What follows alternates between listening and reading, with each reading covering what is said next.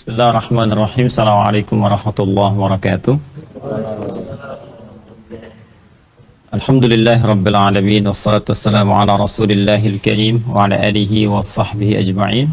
Amma ba'd, fa ya ahbaballahi wa ahbaba rasulihi sallallahu alaihi wasallam. Usi nafsi wa iyyakum bitaqwallahi faqad fazal muttaqun fala tamutunna illa wa antum muslimun. Faqala ta'ala ya ayyuhalladzina amanu taqullaha haqqa tuqatih wa la tamutunna illa wa antum muslimun. Saudara-saudariku sekalian dimanapun Anda berada, terhubung kembali lewat kajian Madrasah Al-Imam Al-Bukhari. Alhamdulillah siang hari ini dalam suasana i'tikaf, dan ini sebagian peserta yang sudah hadir bersama kami. Semoga Allah Subhanahu wa taala merahmati kita semua, memberikan kekuatan pada kita untuk menunaikan i'tikaf dengan baik sesuai dengan petunjuk Al-Quran dan hadis-hadis Nabi sallallahu alaihi wasallam. Disampaikan pada saudara-saudariku dimanapun Anda berada, dan kesempatan kali ini pula insyaallah dalam suasana i'tikaf ini kajian Madrasah Imam Al-Bukhari tetap berlangsung di siang hari, dan insyaallah nanti malam ada tambahan kajian malam berlangsung dengan Syekh Ahmad dan sesi tanya jawab seputar Ramadan, fikih Ramadan ba'da tarawih. Dan juga nanti insya Allah masih ada kajian aku suka ya di sore hari terkait dengan hal-hal persoalan-persoalan Ramadan insya Allah yang akan disampaikan sesi khusus di jam 5 sore. Pada kesempatan kali ini kita akan lanjutkan kembali pembahasan tentang kitab Al-Imam Al-Bukhari yang kita masih gunakan kitab yang ini. Ya, saya akan berikan penegasan dulu untuk mengetahui dengan baik kitab ini supaya kita bisa mendalami hal-hal terkait dengan tuntunan sunnah Nabi SAW dan kemana cara cepat mencarinya. Jadi sekali lagi, kitab hadis itu secara umum diklasifikasikan kepada 4 bagian. Ya, ada pertama disebut dengan jami' namanya. Jami' itu kitab hadis yang berisi tentang tuntunan secara umum sifatnya, komprehensif. Jadi baik itu terkait dengan bab keimanan misalnya, bab tentang fikih, bab tentang kehidupan bermuamalah, bermasyarakat. Nah, itu babnya disebut dengan jami'. Ya, di antara kitab jami' ini yang paling populer itu ada 2. Pertama kitab Al-Imam Al-Bukhari. Nah, ini yang ada di tengah-tengah kita, yang saya pegang di kitabnya. Ya, makanya nama lengkapnya ini cukup panjang sebetulnya. Al-Jami' Al-Musnad As-Sahih Al-Mukhtasar. Ya, min umuri Rasulullah sallallahu alaihi wasallam wa sunanihi wa ayyamihi. Jadi Al-Jami' kitab ini isinya komprehensif kata Imam Al-Bukhari. Ya, jadi kalau kita ingin mencari persoalan kehidupan yang luas, maka silahkan rujuk ke sini kalau ingin cari referensi dari Nabi. Ya, ada bab misalnya kitab tentang pemerintahan, kitabul imarah, kitab tentang orang sakit, ya, kitabul marid, ada kitab persoalan tentang iman, tentang ilmu. Di sini ada 97 tema ya disebut dengan kitab. Jadi setiap tema punya subtema lagi. Setiap subtema punya hadis. Misal kitabul iman ya, tema yang kedua itu ada 57 hadis.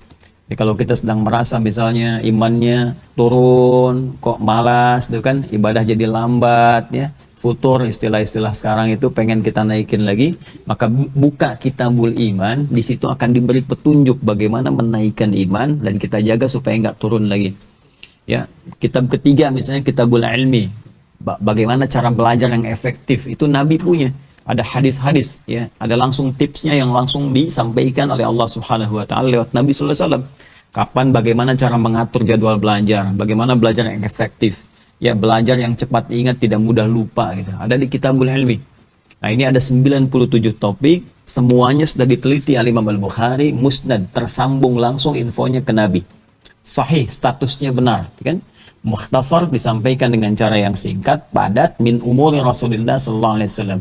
Segala hal terkait dengan perbuatan, aktivitas Nabi sallallahu alaihi wasallam, wa sunanihi wa ayyamihi. Kebiasaan hariannya, 24 jam itu Nabi apa yang dikerjakan. Jadi kita bisa cek di sini secara umum. Nah, nanti ada kitab hadis yang terkait dengan bab fikih. Jadi kitab hadis yang disusun berdasarkan urutan fikih. Ya, kalau kita pengen tahu misalnya cara wudhu yang baik bagaimana, kan? Cara sholat yang sempurna seperti apa yang Nabi contohkan. Nah, itu kalau kita mau shortcut, cara cepatnya jangan ke kitab ini. Nah, kitab ini masih umum pembahasannya.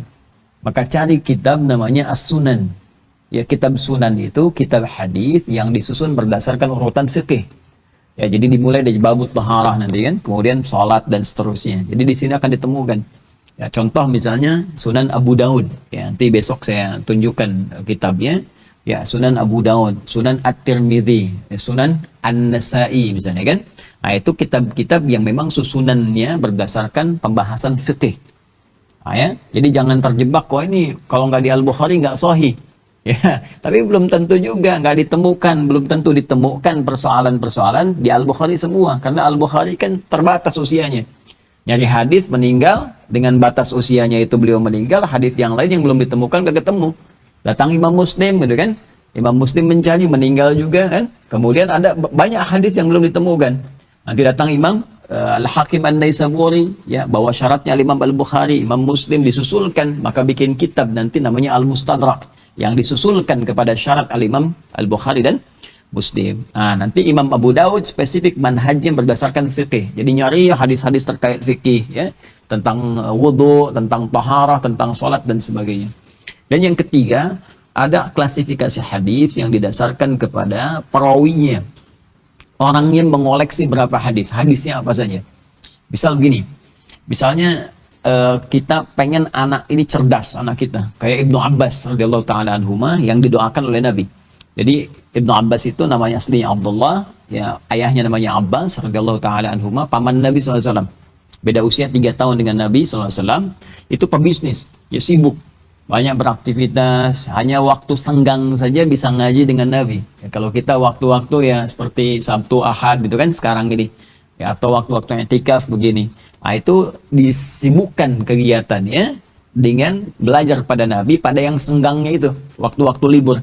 Yang lainnya bisnis, kadang turun surah Al-Quraisy itu kan, menunjukkan kebiasaan orang Quraisy pada waktu itu. Li'ilafi Quraisyin ilafi rihlatasyita syita wasaib. Mereka bisnis, dagang, ada yang ke Syam, kan, ada yang ke Yaman dan sebagainya. Nah, itu nanti kalau waktu-waktu libur baru ngaji. Tapi ya sesenggang-senggangnya pun bisa hafal 200 hadis. Ya, 200 hadis tuh. Ya, Utsman bin Affan itu kan ngajinya nggak setiap waktu. Ya, tapi beliau tahajudnya tiap malam. Semalam itu tahajud, nanti sepeninggal Nabi, kata Imam Nawawi, itu Utsman bin Affan, Abdurrahman bin Auf itu sama-sama pebisnis, tapi tiap malam bisa tahajud sampai khatam Quran. Bisa kebayang ya. Nah, jadi hartanya banyak, asetnya triliunan gitu, tapi akhiratnya nggak tinggal, dan itu keberkahan akhirat menyertai nanti ya kebaikan-kebaikan dunia. Nah, kembali kepada yang tadi, kalau kita pengen misalnya seperti Abbas ini punya anak Abdullah, kalaupun bapaknya nggak bisa, nah, ini yang harus kita tiru.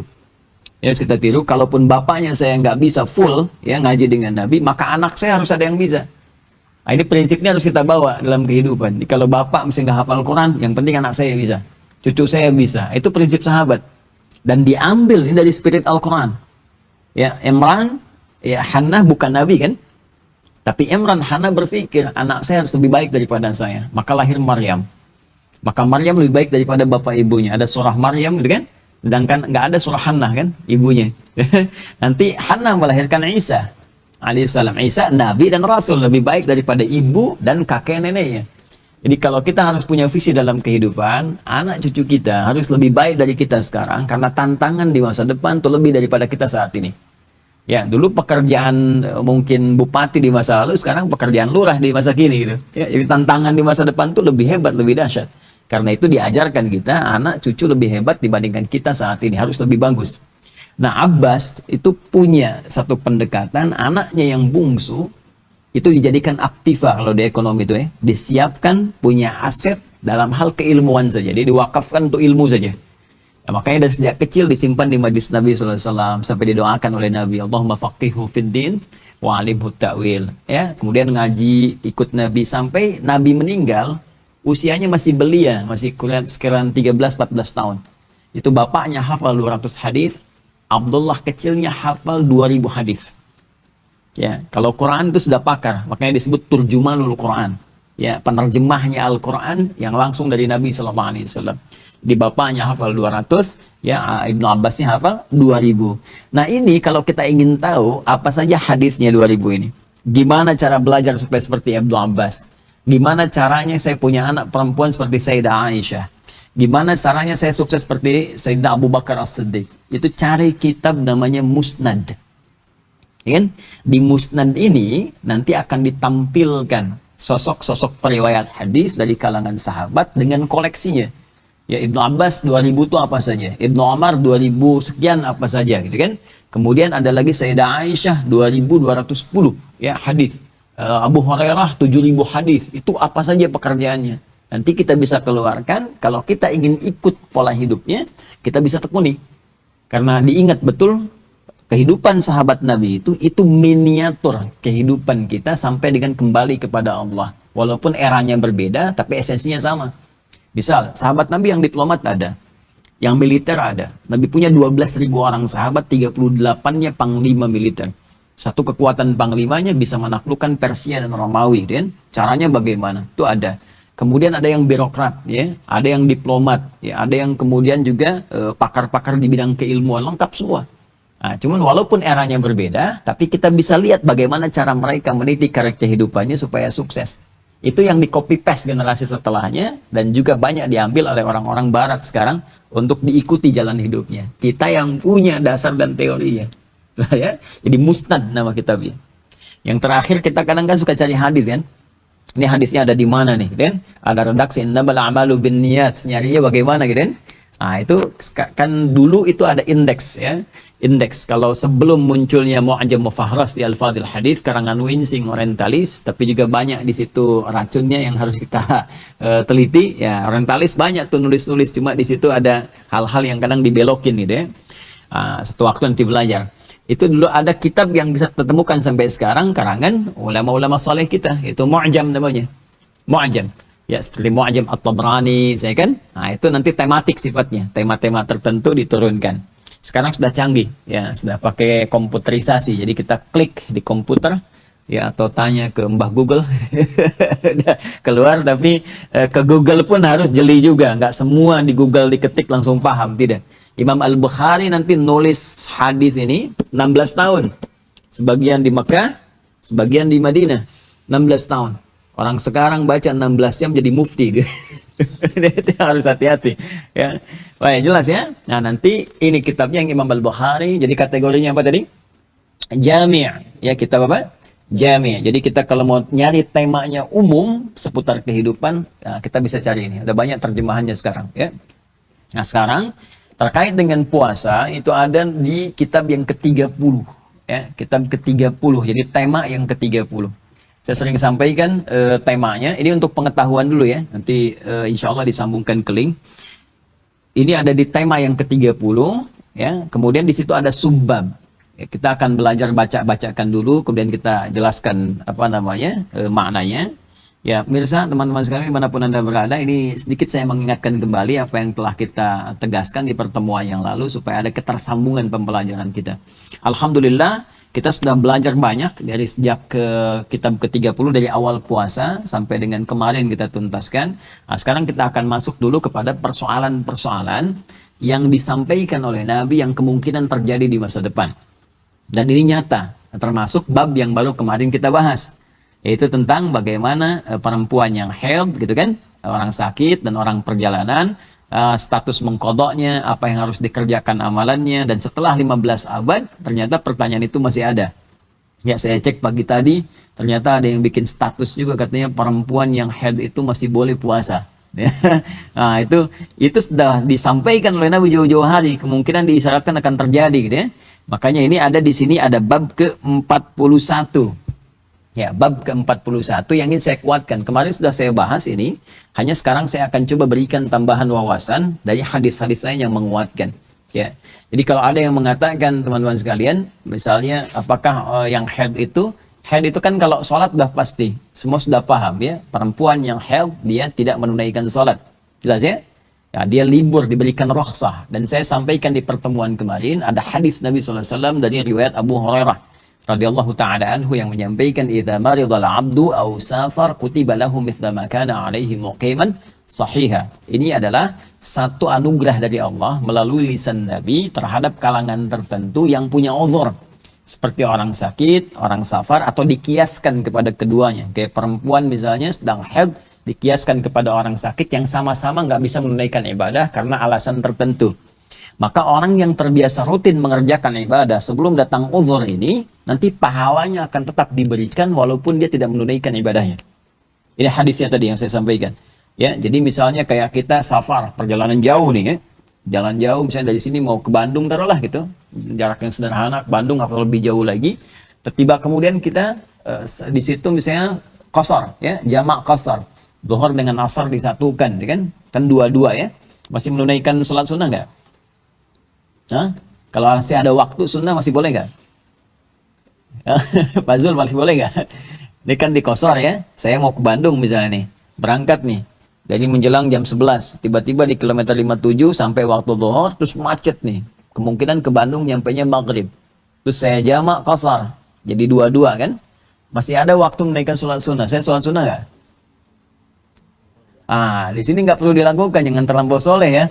Walaupun ada lahannya, karena yang fardunya aja kita turunkan jadi dua gitu. Kenapa harus ditambah dengan yang sunnah lagi? Nah, di sini maksudnya saya ingin katakan berlaku hadis tadi. Idza maridul abdu aw safar kutiba lahu mithla ma kana alaihi muqiman sahihan. Kalaupun kita nggak tunaikan sholat sunnahnya, bahkan yang 4 tadi jadi 2, tetap oleh Allah diberikan pahala sholat sunnahnya. Sama seperti orang biasa puasa Senin Kamis, puasa Ayyamul Bid, ya. Terus datang Ramadan, itu puasa Senin Kamisnya diberikan pahalanya terus. Walaupun dia nggak puasa karena datangnya Ramadan. Hadisnya sahih. Nanti kita lihat ya saat kembali pada Allah itu mizan hasanahnya diberikan kepada kita. Nah, perempuan juga itu punya keistimewaan. Ini harus dimanfaatkan betul. Apa itu? Saat dia dalam keadaan sucinya dan masih dalam periode haid itu, ya periode suci, periode haid, itu manfaatkan banyak beramal soleh.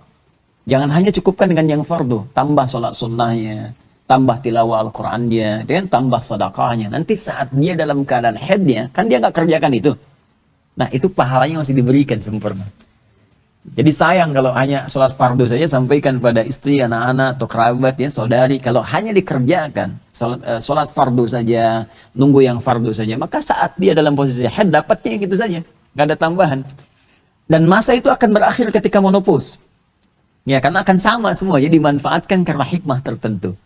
Nah, dalam kondisi haid pun kemarin kita tegaskan dibaca hadis nomor 41 ya, 41 di sini bahwa perempuan yang haid itu tidak dibenarkan menunaikan ibadah siam, ya, puasa dan juga menunaikan salat. Baik, saya ingin bacakan dulu. Coba bisa bantu saya, ada yang pegang kitab dari anak PKU mana? Ya, coba baca hadis 41 paling kanan sebelah bawah. Bab 41. باب الحائض تترك Babul haidhi, babu al-haidhi. باب الحائض تترك الصوم والصلاة. Kenapa dibaca babul haidhi bukan babul haidu? Mudhaf ilaih, apa itu mudhaf? Menyandarkan. Jadi begini, di dalam rumus bahasa Arab itu, kalau ada dua kalimat disatukan, itu menunjukkan hukum yang terkait berkelindan, ya, jadi satu kepemilikan, atau menunjukkan sesuatu yang sangat kuat maknanya. Misal, ini masih umum nih, buku, kitab bahasa Arabnya. Terus saya katakan misalnya, ini kitabnya Muhammad, bisa. Maka disatukan kalimatnya, kitab Muhammad. Maka hukumnya menjadi terikat, kepemilikannya hanya milik Muhammad saja. Gak boleh semua orang akses. Jelas ya? Bait masih umum. Bait itu misalnya Arif, rumahnya Arif. Maka nggak bisa semua orang masuk ke rumah Arif. Ada hukum, ada aturan dan sebagainya. Nah, ketika di sini disampaikan babul haidhi, bab yang hanya membahas ya segala hal yang terkait dengan hukum perempuan yang haid dan terikat nanti perempuan haid dengan hukum yang akan disampaikan ini. Jelas maksudnya? Ya.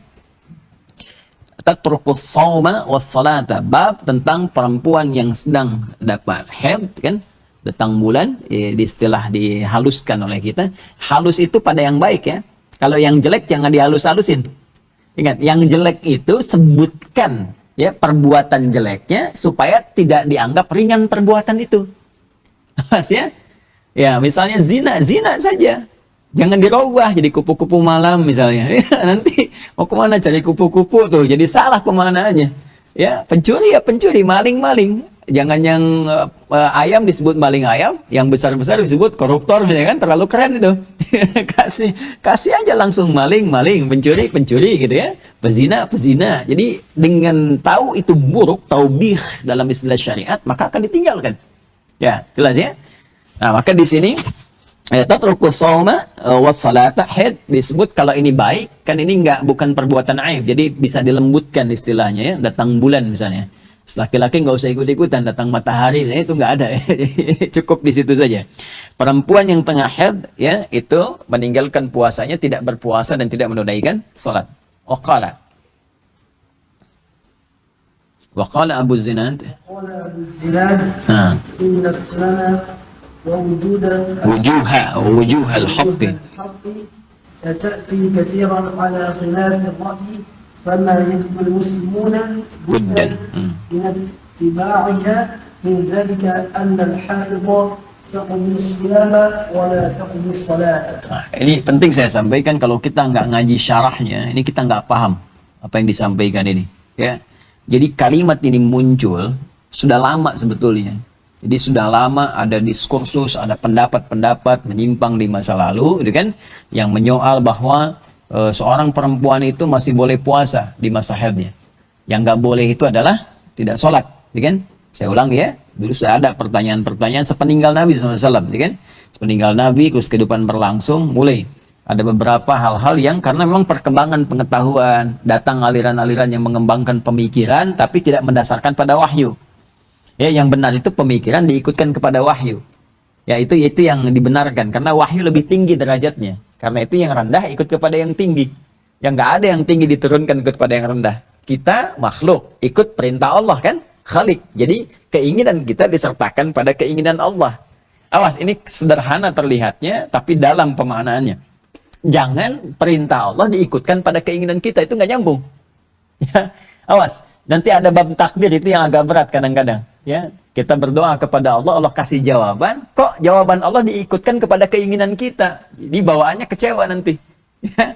Nah, termasuk dalam hukum syariat, ya ada petunjuk dari Allah, petunjuk dari Nabi, terus kemudian kita punya pendapat misalnya, pendapat kita jangan bertentangan karena dalam syariat itu sifatnya apa? Sifatnya adalah ibadah, ibadah itu kepatuhan. Karena itu kita disebut muslim, muslim itu orang yang patuh gitu, ya. Karena itu kalau ada sesuatu yang belum ditangkap oleh akal, oleh nalar kita, itu keterbatasan namanya. Ya, yang terbatas itu disebut lemah. Ya, semua yang melekat pada manusia itu sifatnya terbatas. Pandangan kita terbatas, semakin jauh semakin nggak kelihatan.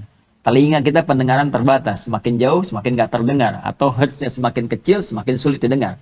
Ya kan? Kalau pendengaran terbatas, pandangan terbatas, kenapa akal nggak mau terbatas?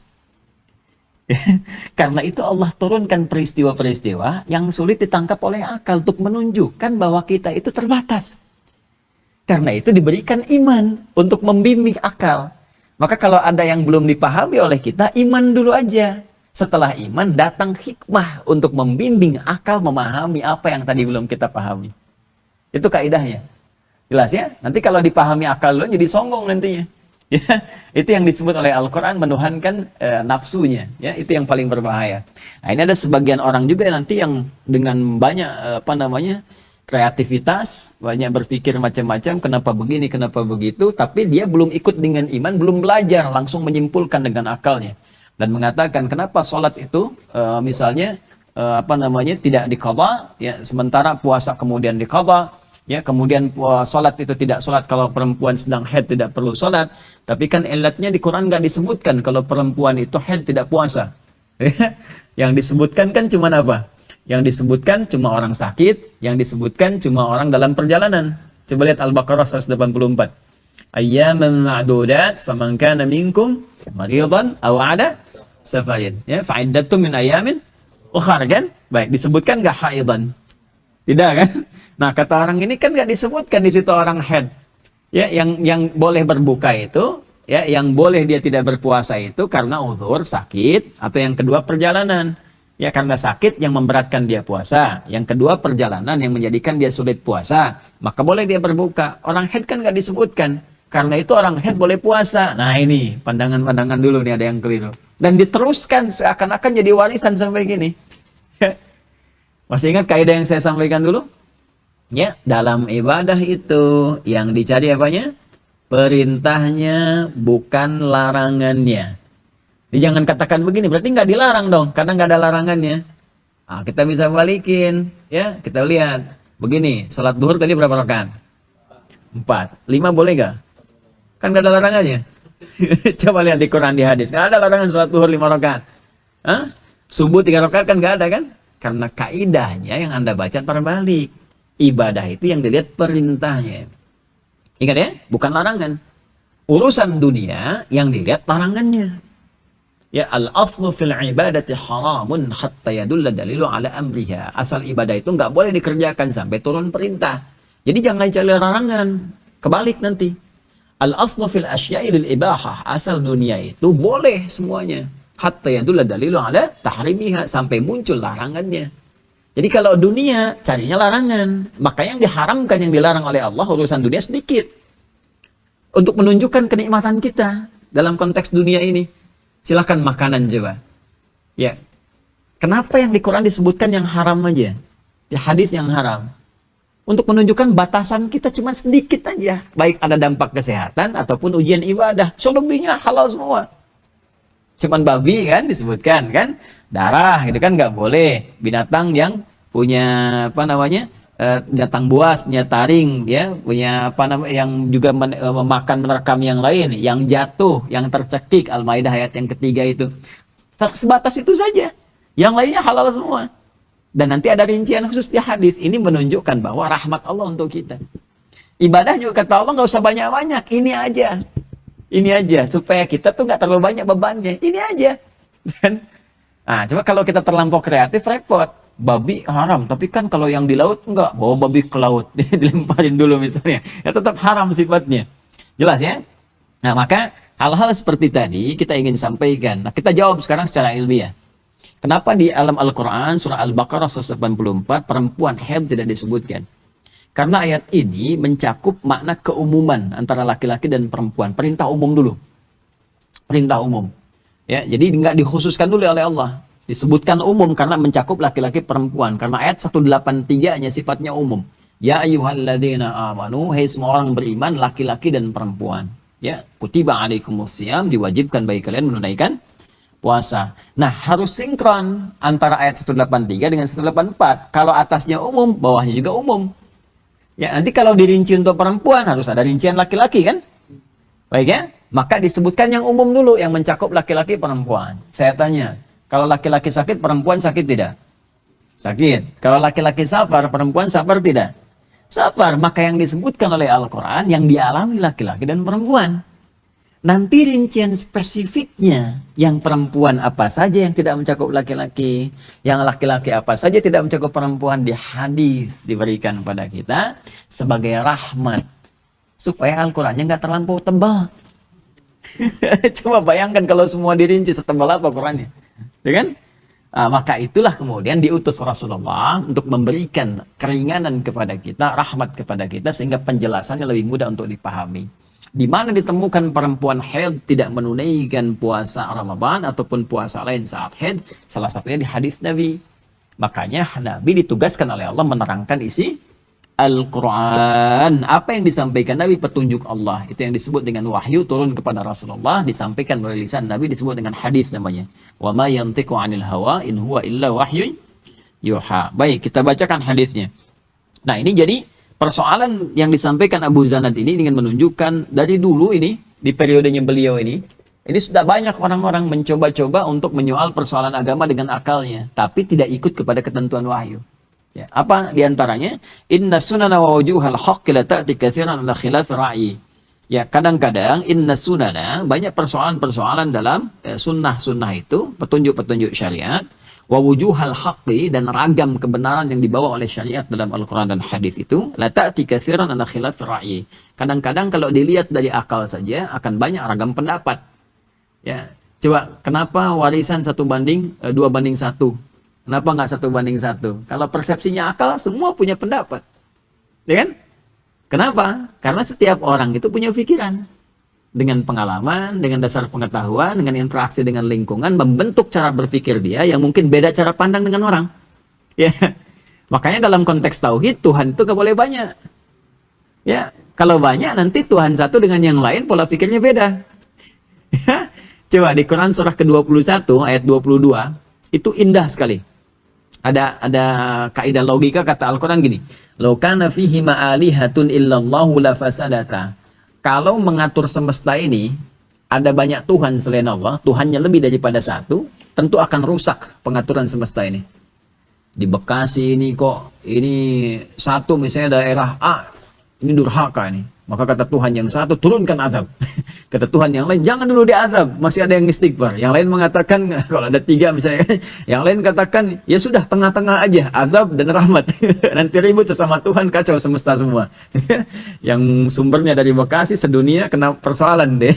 Maka di sini kemudian ada kaidah yang harus dibenarkan. Jadi ra'i, pikiran itu harus ikut kepada wahyu. Nah, fama yajidul muslimuna buddan min ittiba'iha, maka apa yang didapatkan oleh orang-orang yang Islam itu, orang muslim itu, yang sudah jelas untuk diikutinya, nggak perlu banyak diperdebatkan lagi. Jangan dibincangkan lagi. Jadi kalau dalam syariat itu udah jelas, qul huwallahu ahad, Allah itu esa, nggak usah banyak dibikin seminar misalnya. Ya, bikin kemudian apa namanya, diskusi, kenapa Allah mesti esa. Nah, itu nanti buang-buang energi. Ya, membahas sesuatu yang sudah jelas semakin tidak jelas nanti akhirnya. Itu di Al-Maidah di ayat 100 sampai 101 itu, ya. Jelas sampai sini? Adapun di antara yang jelas itu dari petunjuk syariat, ya, min dzalika annal haidha taqdi siyama wa la taqdi salata. Bahwa perempuan itu, ya, dia mengqadha puasanya tapi tidak mengqadha salatnya. Ya, dan sama-sama dia tidak puasa, sama-sama dia tidak sholat, tapi puasanya diqadha di hari lain, sholatnya tidak. Jelas ya? Baik, kenapa sholat tidak diqadha dalam konteks perempuan haid? Ya, dia kemudian haid tidak sholat, kenapa nggak diqadha? Karena terlampau berat dalam sehari 5. Bayangkan kalau haid misalnya fasenya 7 atau sampai 13 hari, kali 5 berapa? Dalam sebulan ngodok terus gitu kan, berapa banyak jadi beban di situ. Maka rukhsah bagi perempuan sholat tidak perlu diqadha. Sedangkan puasa Ramadan kan jatuhnya cuma sekali dalam setahun. Ya, maka 11 bulan itu masih ada keluangan untuk mengqadha, tinggal dibagi waktunya seperti Sayyidah Aisyah mengqadha di bulan Sya'ban. Paham ya? Nah, hadisnya kita bacakan. Silakan, teruskan. Haddatsana qala. قال حدثنا ابن أبي مريم حدثنا محمد بن جعفر قال حدثني زيد عن عياض عن أبي سعيد رضي الله عنه قال قال النبي صلى الله عليه وسلم ليس إذا حاضت لم تصلي ولم تصم فذلك نقصان دينها. Nah, ini yang kemarin saya tegaskan sekaligus menjawab persoalan yang sedang viral pada saat ini. Ya, walaupun postingannya udah dihapus itu. Jadi ada yang posting sekarang ya menyampaikan bahwa perempuan haid itu boleh puasa. Nah, ini dibantah oleh hadis ini. Ya, jadi hadisnya mengatakan kata Nabi, ini alaisa idza hadat lam tusalli wa lam tasum. Ya, dzalika nuqsanu diniha. Kata Nabi, perempuan itu ketika tiba masa haidnya, dia tidak menunaikan sholat dan tidak juga menunaikan puasa. Jelas? Nah, ini bantahan langsung dari Nabi 15 abad yang lalu. Jadi perempuan tidak perlu menunaikan puasa, tidak perlu menunaikan sholat ketika dia sedang tiba masa apanya? Masa haidnya. Ya, dzalika nuqsanu diniha, karena ini rahmat dari Allah Subhanahu wa taala. Ya, terlihat seperti kurang dalam penunaian agamanya karena dia nggak sholat, itu kan? Karena dia nggak puasa, tapi sebetulnya rahmat untuk memenuhi kebutuhan fitrahnya. Ya, karena fitrah ada siklus dari perempuan itu yang diistirahatkan oleh Allah dengan tibanya haid itu, ya, sehingga dampaknya nanti ada lelah, ya, kadang-kadang emosi nggak terkontrol dan sebagainya seperti saya sampaikan kemarin. Ya, tapi di balik itu ada rahmat Allah Subhanahu wa taala yang memberikan kelonggaran dalam ibadah, tapi pahala tetap dialirkan kalau dia terbiasa menunaikan ibadah. Jadi ini dari Nabi langsung menyampaikan bahwa perempuan yang tengah haid itu tidak perlu menunaikan apa? Puasa. Nanti ada banyak syarah dari ulamanya. Ada yang mengatakan ya kalau sedang puasa cenderung lemah, karena lemah itu dikhawatirkan nggak sempurna dan sebagainya. Tapi itu tanggapan-tanggapan yang terlalu luas. Ya, semua ulama sepakat inti dari ujiannya adalah kepatuhan ibadah kepada Allah Subhanahu wa taala. Nah, kenapa ada postingan itu dibuat? Itu menyandarkan pada hadis Muslim. Di sini disebutkan hadis Muslim hadis yang ke-80.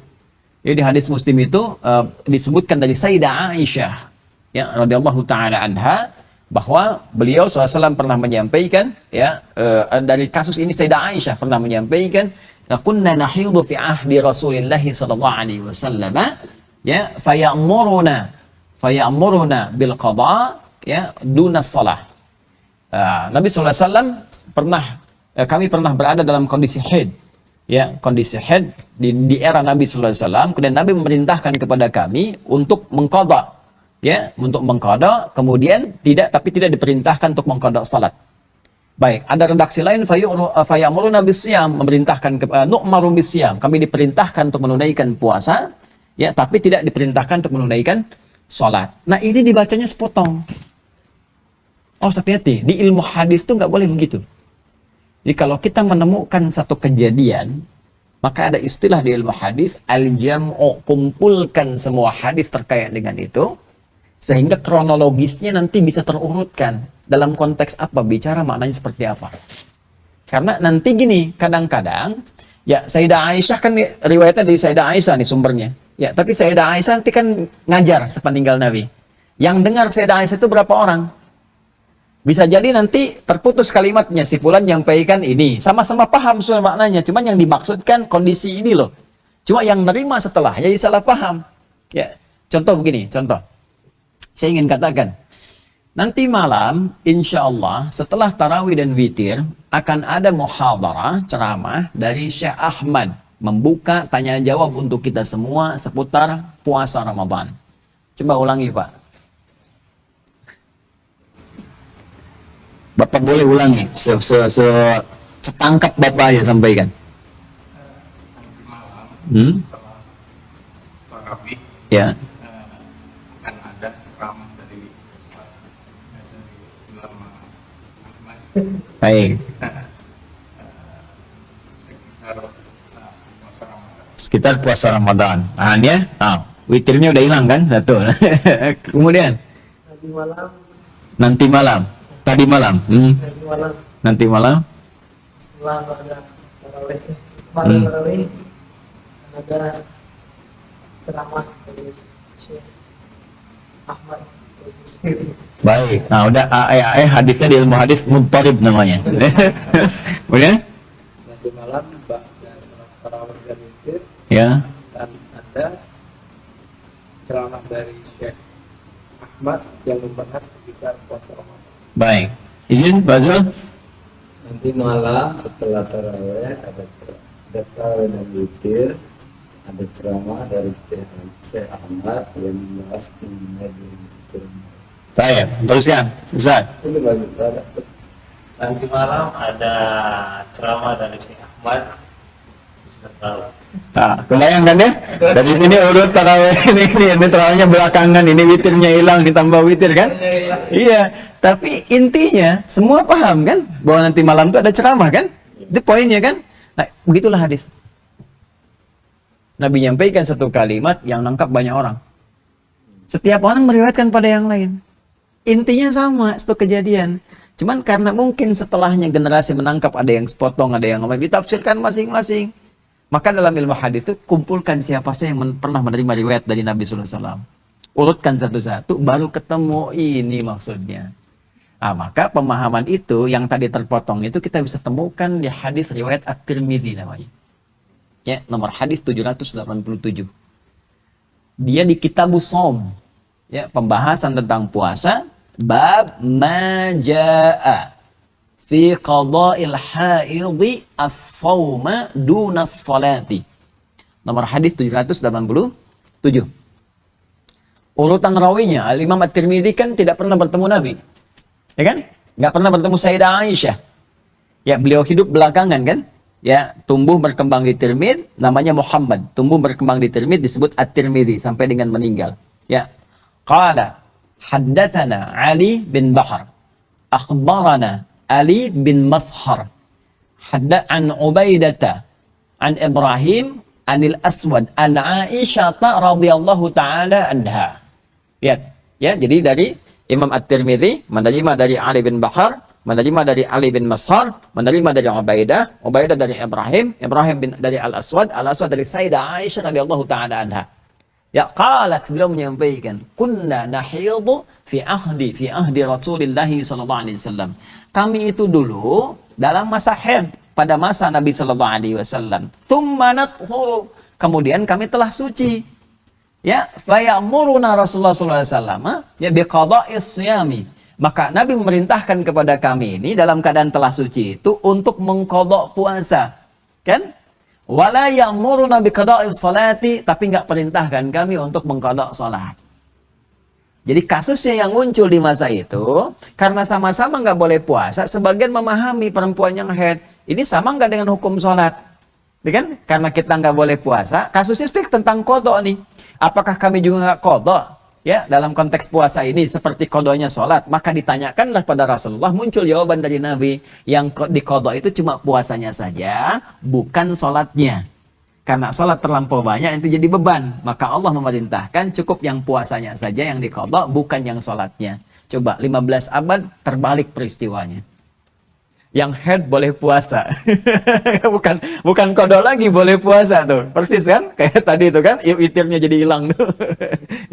Nah, jadi nah ini ya sampai kepada kita kadang-kadang kondisi demikian, maka ada al-jam'u wat taufiq. Nanti kalau kita masuk ke bab-bab itu kita akan temukan banyak sekali. Kitabul libas tentang isbal, ya, pembahasan misalnya tentang musik, tentang kunut, ya, tentang basmalah dan sebagainya. Itu kalau dikumpulkan ketemu kronologisnya, urut semuanya. Nah, dipaham ya? Jadi kalau ada pendapat lagi yang sekarang pendapat-pendapat kita sudah mengerti bahwa yang dimaksudkan di sini kasus-kasus, tapi ini menarik, ini menunjukkan kenabian Rasulullah SAW bahwa 15 abad yang lalu sudah menyampaikan peristiwa yang terjadi di masa yang akan datang. Ya, makanya disebut nabi. Nabi itu orang yang menyampaikan nubuah, berita besar yang akan terjadi di masa-masa yang akan datang. Ya, paham ya di sini ya? Baik, ada pertanyaan yang lain? Yang terkorelasi dengan ini atau tidak? Baik, kalau ya silakan.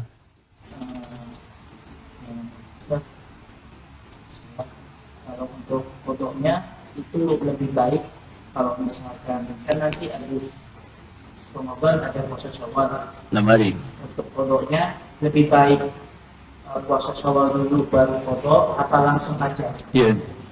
Hadis dari Nabi sallallahu alaihi wasallam qala bima'na man shama Ramadan thumma atba'ahu sittan min Syawal faka'annama yasumu dahra kullahu. Siapa yang menunaikan puasa Ramadan dan diikutkan dengan puasa Syawal sebanyak 6 hari, maka nilainya seperti puasa orang setahun penuh. Setahun penuh dia puasa. Maka dihitung oleh para ulama kalau kita puasa sekarang 30 hari. Insya Allah kita 30 hari tahun ini. Maka dikalikan jumlah pahala setiap harinya kurang lebih 10 paling standar. Ya, jadi perbuatan baik itu dalam Islam yang punya pahala disebut hasanah namanya. Ya, semua perbuatan amal soleh kita yang punya pahala disebut hasanah. Karena itu kita berdoa, perbuatan dunia kita jadi hasanah. Bukan cuma sholatnya. Ingat ya, bekerja, kan? Kemudian juga berbakti kepada orang tua, merawat anak, dan sebagainya itu disebut hasanah kalau diniatkan ibadah. Maka di sini persoalan dunia bisa jadi hasanah, yang akhirat ada pahala. Karena itu sering kita berdoa yang doanya diabadikan di Al-Baqarah ayat 201. Wa minhum may yaqulu rabbana atina fid dunya hasanah wa fil akhirati hasanah wa qina adzabannar. Dan di antara manusia ada yang berdoa, kata Allah, memohon supaya semua kegiatan dunianya, ya, bukan cuma sholat dan sebagainya, langkah kita, bekerja, cari nafkah, belajar, jadi perbuatan baik yang diberikan pahala oleh Allah. Namanya hasanah. Dan di akhirat itu akan diungkap, disampaikan kepada kita berupa catatan amal kita yang memberatkan mizan kanan kita untuk mendapat rahmat Allah, dan diberikan kemudian dengan itu kemudian pahala surga. Nah, konsep pahala hasanah itu ada di Quran surah yang ke-6 ayat 160. Man jaa bil hasanati falahu asyru amsalihha. Siapa yang mengerjakan satu perbuatan baik dan punya nilai ibadah, maka paling sedikit 10 hitungannya di sisi Allah. Ya, di sisi Allah ya, bukan di sisi kita. Kalau di kita kan 1, 2, 3, 4, 5 terlalu kecil. Di sisi Allah itu saya kasih gambaran, itu di hadis Muslim, datang ke masjid aja baru datang untuk niat ibadah, belum ngapa-ngapain, udah dapat 25 kebaikan.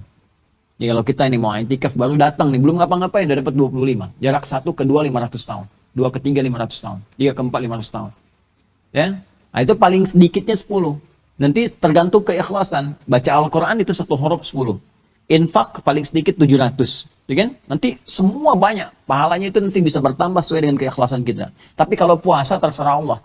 Bisa 1000, bisa 1 juta, bisa 1 miliar. Hadisnya kunci. As-siyamu li wa ana ajzi bihi. Puasa itu aku yang nilai dan aku yang berikan pahala, bukan batasan standar yang diberikan. Nah, jadi itu konteksnya. Kalau kita 30 hari, ambil yang paling dasar, yang paling standar. 10 kan per harinya. 30 kali 10 berapa? 300. Sekarang tambah 6 setelah itu. di bulan Syawal 6. Summa atba'u syittan min Syawal. 6 kali 10 60. 300 sama 60? 360. Bukankah setahun kurang lebih 360 hari? Ya kan? Ya kan? Kalau masih 365, kalau di Qamarnya 354 kan? Masuk 360 kan? Maka orang yang puasa Ramadan tambah 6 hari itu seperti halnya kata Nabi puasa sepanjang tahun pahalanya. Jelas di sini ya? Nah, sekarang pertanyaan Anda adalah, saya terangkan itu dulu supaya paham dulu, baru masuk ke pertanyaan. Kalau orang sudah paham begini, ya, paham banyak pahala besar, seakan-akan puasa sepanjang tahun, dia kan pengen kan? Nah, terus kondisinya ada orang qadha di sini, baik perempuan haid ataupun laki-laki sakit dan sebagainya, belum sempat. Mana yang didahulukan? Apakah qadhanya ataukah yang 6 hari itu? Maka di sini timbangan fikihnya dahulukan yang paling prioritas. Di fikihnya disebut fiqhul awlawiyah. Mana yang paling prioritas? Prioritas dilihat di hukum. Hukum itu gini, paling mudah ingin cepat belajar fikih hukum gini. Taruh jari kita 5. Nah, ini 5 ini Masya Allah nih. Ini semua gambaran syariat Islam. 5 rukun. Nabi Muhammad disebutkan namanya 4 kali dengan Muhammad, 1 kali dengan Ahmad. 5 juga. Hukum pun 5 dasarnya. Tengah-tengah mubah, ibahah. Tarik ke kanan sunnah. Lebih kanan lagi wajib. Tarik kiri makruh, karah. Tarik kiri lagi haram. Ya, jadi disebutkan ta'tarihi ahkamul khamsah. Hukum ini nggak akan lepas dari yang 5. Tinggal kita lihat mana. Ini asalnya boleh di sini. Ya kan? Kalau ada dalil menguatkan kebolehannya tapi nggak sampai wajib sunnah. Ya, misalnya seperti apa misalnya salat sunnah kan? Ya, yang salat nafilah, qabliyah dhuhur, ba'diyah dhuhur dianjurkan tapi nggak wajib. Maka dari sini geser ke sini sunnah. Tinggal dilihat. Nanti kalau ada yang memaksa sifatnya jadi haram, misalnya kalau ditinggalkan jadi dosa, wajib ke sini. Ya, geser sini karaha makruh, geser sini haram. Jelas ya? Jadi mubah dari sini, sunnah, wajib, makruh, haram. Ini aja, nggak akan lepas dari yang ini. Nah sekarang puasa Syawal jatuhnya di mana? Berarti di sini. Ramadan di sini berarti. Semakin ke sini semakin kuat. Maka ini lebih kuat dibandingkan dengan ini. Jadi kalau misalnya ini belum ditunaikan, yang Ramadan qadha, maka tunaikan yang ini dulu dibandingkan dengan yang sunnah. Karena hukum ini wajib sifatnya. Jelas? Baik. Ini. Jadi kalau kita dapatkan misalnya qadhanya 10 hari, selesaikan dulu 10 hari. Sisanya kan Syawal masih ada 20 hari. Kejar ya. Kalaupun nggak kekejar keseluruhannya, misalnya ada perempuan haid atau ditambah nifas atau yang lain, nggak pas berhentinya misalnya tinggal 6 hari lagi, pas qadar Allah di situ kemudian ada qadha, ada kemudian Syawal. Maka di sini ada perbedaan pendapat ringan. Ada yang mengatakan begini, kalau masa masih panjang untuk qadha, tapi kalau Syawal tinggal 6 hari, kan tinggal 11 bulan. Maka dilihat dari masanya, dahulukan silahkan Syawal, besoknya qadha. Tapi ada lagi yang lebih tegas menyampaikan, apa Anda bisa menjamin meninggal sampai besok nanti? Ya, sampai dengan ke depan nanti masih hidup? Ya, apa nggak bisa memperkirakan mungkin besok meninggal? Kenapa diperkirakannya hidup gitu kan? Sedangkan ajal bisa datang kapan saja. Maka status hukum ini yang didahulukan. Karena ajal kita nggak tahu kapan tibanya, maka lebih baik dahulukan yang wajib dulu dengan keinginan kuat untuk mengerjakan yang sunnah. Maka di sini berlaku kemudian ketentuan hadis Nabi SAW, siapa yang mengazamkan sesuatu, niatkan sesuatu untuk ibadah, walaupun belum mengerjakan sudah dapat 1 pahala di situ. Jelas ya? Baik. Atau karena uzur tertentu berlaku hadis tadi, boleh jadi diberikan pahala tanpa dia puasa di situ. Ya, jadi cukup yang wajib yang didahulukan, kemudian setelah itu baru kalau ada masa tunaikan yang sunnah. Kalau tidak pun Allah berikan pahala dengan apa yang telah dia niatkan untuk mengerjakan itu. Atau berlaku hadis Al-Bukhari yang sebelumnya dari Abu Hurairah, Allah berikan pahala yang sempurna tanpa dia mengerjakannya karena kebiasaan rutinnya. Jelas? Baik. Apa dalilnya puasa wajib itu saking kuatnya harus didahulukan? Jangankan yang hidup, yang wafat pun ini ada nanti satu hukum tertentu yang mengikat. Apa hukumnya? Karena Anda tanya, Anda baca. Bab 42. Babu man mata wa alaihi shaum. Sebentar. Babu man mata wa alaihi shaumun. Bab yang membahas tentang orang yang telah meninggal. Ya, man di sini, man itu ismun mausulun, ya dulu 'alal fardiyatil 'ammiyah. Ya, paham? Tidak. Jadi man itu isim mausul konjungsi. Huruf sambung tapi menunjuk kepada objek atau subjek secara personal. Personal. Tapi sifatnya luas. Jadi saya sering katakan begini, kalau ada huruf man di hadis, atau Quran menunjuk kepada makhluk bukan Allah, maka posisikan seakan kita yang diajak bicara secara personal. Ya, jadi ayat ini untuk kita, hadis ini untuk kita. Pahami bahwa Nabi sedang bicara kepada saya. Itu cara memahaminya di ilmu bahasa. Nah, jadi ketika dikatakan babu man mata, bab pembahasan tentang ya orang yang telah meninggal, seakan-akan kita dikhitab, kamu akan meninggal, kan? Sesaat kau wafat itu, ya. Maka persiapan apa yang dibawa menjelang pada wafat itu? Jelas ya? Di sini mata, biasanya di dalam redaksi Al-Quran ada hadis tuh, ada mata, ada tuwfiya. Artinya tuwfiya, wafat, sama-sama meninggal juga. Ya, wafat itu dari bahasa Arab, dari redaksi Al-Quran. Ingat, di Quran surah ke-32, As-Sajdah ayat 11, paling kanan sebelah bawah di mushaf. Qul yatawaffakum malakul mautil ladzi wukkila bikum. Ya, qul, katakan Muhammad SAW, yatawaffakum malakul maut, ya, katakan Muhammad SAW, nanti aku tugaskan malaikat maut. Ada satu malaikat namanya malaikat maut, yaitu malaikat yang membawa maut, yang menjadikan seseorang yang hidup itu akan wafat. Ya, selesai kehidupannya. Jadi wafat itu bahasa Al-Quran. Dan halus sifatnya. Ya, halus. Jadi wafat itu halus sifatnya. Nah, kalau disebutkan wafat, itu proses dia kematiannya. Ya, yang perpindahan. Rohnya keluar dari tubuhnya, kemudian keluar. Kalau disebutkan mata, itu yang dimaksudkan mautnya. Ya, mautnya. Sifat kematiannya bisa jadi berat, bisa jadi ringan. Kalau wafat, perpindahannya saja, meninggal gitu. Tapi kalau disebutkan mata, redaksinya, ini menunjukkan proses kematiannya, yang menunjukkan maut datang, bisa berat, bisa ringan. Ya, ini yang disebutkan di Quran surah ke-3 Ali Imran ayat 185. Kullu nafsin dha'iqatul maut. Setiap yang punya jiwa pasti akan merasakan maut. Ya kan? Yang bawa maut malakul maut, tapi merasakannya bagaimana gitu. Tergantung amal solehnya. Makanya ketika dia soleh, ketika maut itu datang, itu nggak akan terasa karena datang panggilan Allah yang mengiringi. Di Quran surah 89 itu, ayat 27 sampai 30. Ya ayyatuhan nafsul mutmainnah, irji'i ila rabbiki radiyatan mardiyah. Jadi dia tuh nggak kepikiran maut, nggak kepikiran meninggal. Tahu-tahu ada panggilan Allah, terus dia ngelihat tampilan malaikat baik itu, tenang jiwanya, ngelihat gini kan, Masya Allah gitu. Orang yang belajar fikih kematian, jadi bukan hanya fikih kehidupan nih, ada fikih kematian. Jangan cuma belajar fikih surga, fikih neraka harus tahu, supaya tahu di mana lubangnya, di mana jeratnya. Jangan cuma belajar nikmat kubur, siksa kubur harus tahu, supaya tahu cara menghindarinya. Jangan cuma belajar malaikat, setan mesti tahu, supaya kita ngerti bagaimana cara menghindarinya. Ya. Jadi kalau orang belajar tentang fikih kematian, dia mengerti. Tahu ciri fisik malaikatnya yang datang, yang mengambil, senyum, dan sebagainya. Sehingga dia tuh tenang, gini tiba-tiba la ilaha illallah. Ada yang sedang salat meninggal, ada yang sedang sujud meninggal. Ya?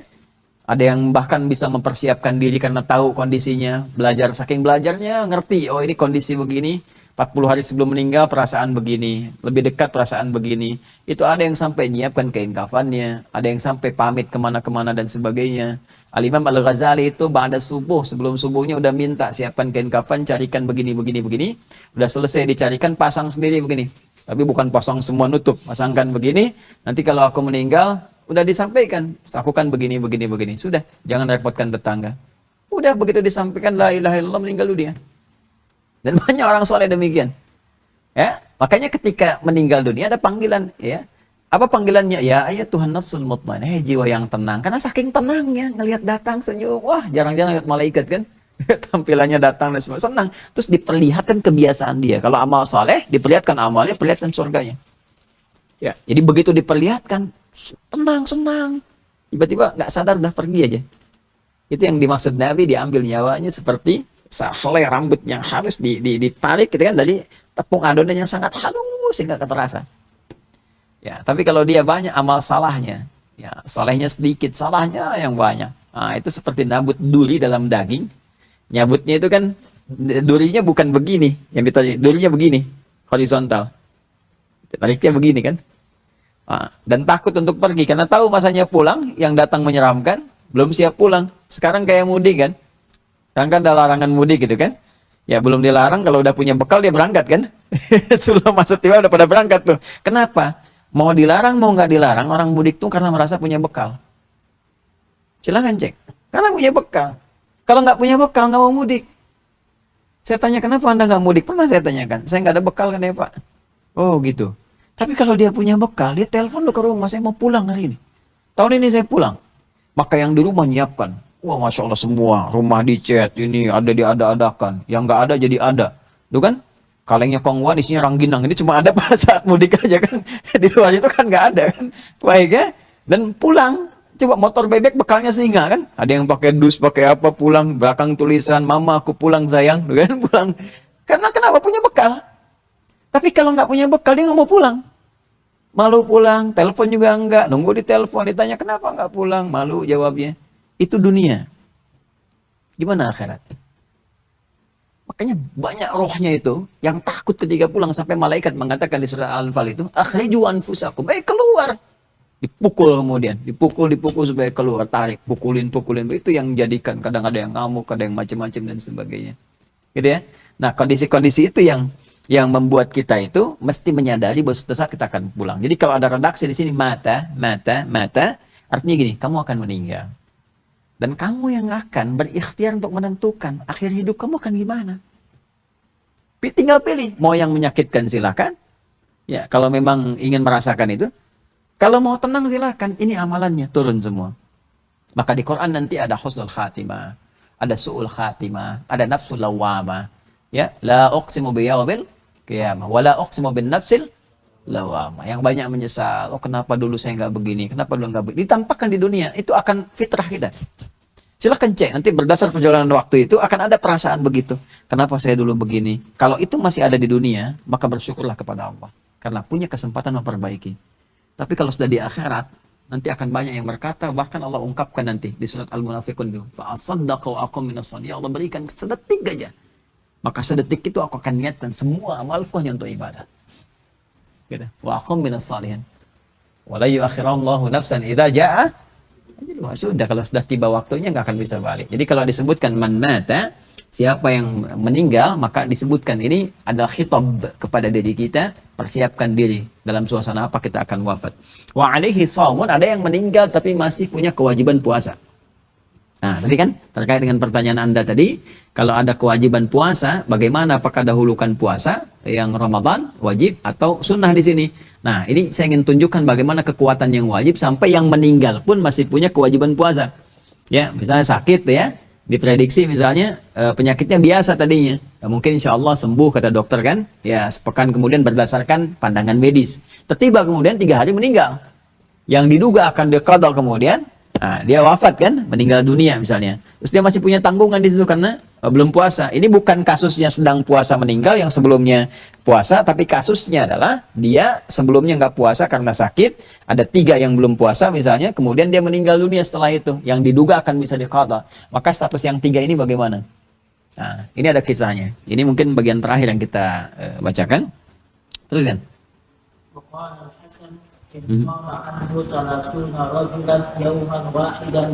Oke, teruskan dulu. Qala haddatsana Muhammad bin Khalid, haddatsana Muhammad bin Musa bin A'yan, haddatsana Abi an Amr bin Harith, an Ubaidillah bin Abi Ja'far, anna Muhammad bin Ja'far haddatsahu an Urwata an Aisyah radhiyallahu anha anna Rasulullah sallallahu alaihi wasallam qala man mata wa alaihi siyamun shama anhu waliyuhu. Taib. Nah ini ya.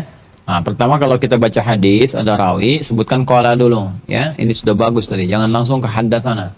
Jadi kalau orang nggak belajar ilmu hadis, dia baca ini, dia baca haddatsana. Haddatsana telah menyampaikan kepada kami. Ini Al-Bukhari, kapan Al-Bukhari menyampaikan ke kita? Di mimpi aja belum ketemu gitu kan. Nah, maka kita bacakan qala, telah berkata Imam Al-Bukhari haddatsana. Ada yang menyampaikan ke Imam Al-Bukhari. Itu kecil sedikit ya, tapi di ilmu hadis penting. Ya, ini yang menunjukkan dia paham ilmu hadis atau tidak. Nah, di sini rawinya Sayyidah Aisyah radhiyallahu taala anha, beliau mengisahkan ya, kata beliau Nabi SAW pernah bersabda, man mata wa alaihi siyamun, siapa yang meninggal dunia wa alaihi siyamun, dan dia masih punya utang puasa, shama anhu waliyuhu, ya, maka walinya keturunannya, keluarganya itu mengqadha puasanya. Ya kan? Tuh, lihat, jangankan bagi yang hidup, masih hidup kan, saking pentingnya puasa wajib itu, maka walinya atau keluarganya, ahli warisnya mengqadha puasa. Tapi gini, apakah kalimat itu wajib atau sunnah? Ya kan? Mengikat atau tidak? Ternyata ini ada kisahnya. Ini yang tadi saya katakan di awal, kalau baca hadis harus semua dibaca. Nanti kalau baca segini aja dipahami wajib nih. Kalau wajib dosa kalau keturunan nggak mengqadhakan. Ya kan? Antum punya ibu pernah nggak puasa, ya, kemudian meninggal misalnya kan, nah, terus antum nggak qadhakan, dosa antum. Sedangkan kehidupan tuh nggak mewariskan dosa, dosa tanggung sendiri, kecuali dosa pertama yang kena diikuti oleh orang lain. Ya, awas tuh, hati-hati. Ya dosa, misalnya seperti kisahnya dua anak Adam itu kan, yang bunuh satu orang, dia kan pertama kali ngebunuh tuh, diikuti oleh yang lain. Atau antum iseng-iseng misalnya kan, saat-saat intikaf semacam ini kan, ada sendal dikoleksi diambil, terus ketahuan orang, menginspirasi orang lain ngambil melakukan hal yang sama. Nah, itu dosa orang dia, itu ditimpakan juga kepada antum karena terinspirasi dari antum. Makanya saya sering bilang tuh teman-teman di public figure, artis apa gitu kan, nah, jangan bikin hal yang salah. Jadi begitu iklan sempo tapi yang lihat rambut terbuka kan, jilbab apa dibuka, terus ikut-ikutan karena ngikut public figurnya, dosanya ikut-ikutan tuh. Itu yang disebut dosa jariah itu. Hati-hati tuh ya. Nah, ada kebaikan jariah, ada dosa jariah dengan konteks tertentu. Tapi konsepnya kalau standar tidak mewariskan apapun, baik pahala ataupun dosa, kecuali kondisi tertentu. Seperti sedekah jariah, doa anak soleh, ilmu bermanfaat, dan termasuk ini. Nah, ini ada kisahnya. Saya bacakan cepat ya. Qala haddatsana Muhammad bin Abdul Rahim, haddatsana Muawiyah bin Amr, haddatsana Zaidah, 'an al-A'mash, 'an Muslim al-Batin, 'an Sa'id bin Jubair, 'an Ibnu Abbas radhiyallahu ta'ala anhuma. Kemudian qala ja'a rajulun, nah ini asal mulanya. Sebabnya ini. Jadi kalau di Quran ada asbabun nuzul. Sebab ayat itu turun. Di hadis disebut asbabul wurud. Sebab hadis itu disampaikan. Di kisah cerita ada asbabul muncul. Munculnya cerita ini karena ini. Jadi ada sebab apa kisahnya dia. Nah, ini kata Ibnu Abbas radhiyallahu taala anhuma, ya rajulun Nabi sallallahu alaihi wasallam, datang seorang lelaki ya kepada Nabi sallallahu alaihi wasallam. Faqala ya Rasulullah, maka dia berkata, ini seorang laki seorang anak di sini maksudnya. Dia berkata, inna ummi matat, ibuku meninggal ya Rasulullah. Ya, ibuku meninggal. Wa 'alaiha shaumun, sedangkan beliau itu masih punya kewajiban puasa. Masih punya kewajiban puasa. Syahrin, sebulan lagi. Nah, ini karena kondisi tertentu itu kan. Nah, meninggal dunia sebulan nggak sempat diqadha. Kemudian pertanyaannya, afa aqdihi anha, apakah boleh aku mengqadha? Boleh nggak aku mengqadha itu untuk beliau? Maka apa jawab Nabi? Faqala na'am, boleh. Nah, boleh ya. Nah, tuliskan dulu. Qala, maka fadainullahi ahaqqu an yuqda, maka hutang kepada Allah lebih berhak untuk dipenuhi. Ya, Anda hutang kepada manusia aja harus dibayar, apalagi hutang kepada Allah gitu kan? Nah, maka di sini ada beberapa pelajaran yang kita dapatkan. Pelajaran pertama, bagaimana seorang anak punya puncak bakti yang luar biasa pada orang tua. Khususnya ibu di sini kasusnya. Karena nanti di kasus lain ada ayah, pengen bersedekah untuk ayah yang telah meninggal. Ya, ada hadis-hadis yang memberikan motivasi kepada kita bahwa orang tua itu banyak jasanya. Ayah, ibu, ya, mengandung, merawat, melahirkan, dan segala hal lah. Kita anak sakit, ya kita doakan ya, ada anak kecil sakit nih. Sampai subuh tadi saya masih pantau ya kondisinya. Ya, sesak, lagi diterapi, sekarang pakai ventilator gitu kan. Dan ibunya udah banyak menangis ya. Kadang-kadang dalam posisi itu pengen bertukar posisi dan sebagainya. Ini kadang-kadang penting kita hadirkan dalam kehidupan kita. Sehingga motivasi kita untuk berbuat lebih baik. Ya, jadi kalau Allah sudah berikan kesempatan saat hidup gak mampu, ada setelah meninggal belum berbuat apa-apa, mau sampai kapan lagi ada kekuatan pada diri kita untuk berbuat yang terbaik. Nah, maka muncul salah satu kisah di sini, ibu sudah meninggal, sedangkan saya nggak bisa berbakti lagi gitu kan. Ya, nggak bisa layani dia saat hidup dan sebagainya. Kalau ada kesempatan begini, ibu nih meninggalkan qadha puasanya. Padahal mungkin bagi yang telah meninggal kan selesai, ya kan? Selesai semua amalnya. Ya, seorang kan meninggal dunia, dia nggak mau kerjakan, nggak ada hisab baginya karena telah selesai, karena sakitnya itu. Dan bukan disengaja dia nggak pengen qadha, dengan mautnya tiba, maka dia nggak mungkin qadha kan? Sebetulnya putus, selesai urusannya. Dengan hadis Muslim dari Nabi sallallahu alaihi wasallam dengan 9 lafaz, idza matal insanu inqata sa'iru amali illa min talas. Jika manusia meninggal dunia, terputus semua peluang amalnya. Sudah. Sudah selesai, putus di situ. Rufi al-qalam, diangkat kemudian penanya, imma tinggal dosa atau tinggal pahala. Ya, jadi sudah dihitung semuanya. Tapi ada 3 yang masih mengalir walaupun dia meninggal, yaitu sedekah jariyah, ilmu bermanfaat, dan doa anak saleh, gitu kan? Nah, ini anak soleh ingin tetap memberikan itu, saya ingin penuhi puasanya ibu itu, walaupun terputus, masih boleh nggak hukumnya? Ya kan? Maka kata Nabi boleh, silakan kerjakan. Baik ya? Nah, di sini kalau kita berhenti di sini, ini masih terbuka antara sunnah bagi seorang anak untuk memenuhi kebutuhan ibundanya atau ayahandanya yang belum terselesaikan. Walaupun bagi dia tidak ada beban untuk itu. Ya, tapi ketika Nabi mengatakan fadainallahi ahaqqu ayyuqda, maka hutang kepada Allah itu lebih berhak untuk dipenuhi.